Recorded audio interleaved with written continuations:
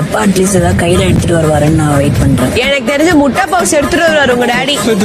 யாருக்கும் தர மாட்டேன். ஒரு நல்ல சட்டியில கொஞ்சம் எண்ணெயை ஊத்துறீங்க. அதுல ஃபைனா கட் பண்ண வெங்காயம், பூண்டு, இஞ்சி எல்லாத்தையும் போட்டுட்டு அதுக்கப்புறம் தக்காளி போட்டு மஞ்சப்பொடி, காரப்பொடி, தனியா பொடி, ஜீரப்பொடி, கொஞ்சம் மிளகு கூட போட்டீங்கன்னா எல்லாத்தையும் நல்லா வதக்குங்க. அது தண்ணி செப்பரேட் ஆகி ஒரு நல்ல தொக்கு மாதிரி ஆகணும். முட்டை பஃப்ஸுக்கு முக்கியமான விஷயம் பஃப் பேஸ்ட்ரி. இது கட் பண்ணிட்டு நல்ல ஒரு ஸ்கொயர் பண்ணீங்கன்னா ஃபர்ஸ்ட் இந்த வெங்காயம், தக்காளி நல்ல ஒரு மசாலா பண்ணல அது ஒரு ஸ்பூன் போடுங்க. அப்புறம் முட்டைய பாதியா நறுக்குங்க. அதை ஒரு முட்டையை வச்சுட்டு அதுக்கப்புறம் நாலா இப்படி மடக்குங்க. 180 டிகிரி சென்டிகிரேட் இல்லனா 360 டிகிரி ஃபாரன்ஹைட் ஹீட் பண்ண அவன்ல இது ட்ரேல வச்சுட்டு குக் பண்ணுங்க. அந்த முட்டை பஃப் கோல்டன் பிரவுன் கலர் ஒரு 20 to 25 மினிட்ஸ்ல வந்துடும். Puff ready.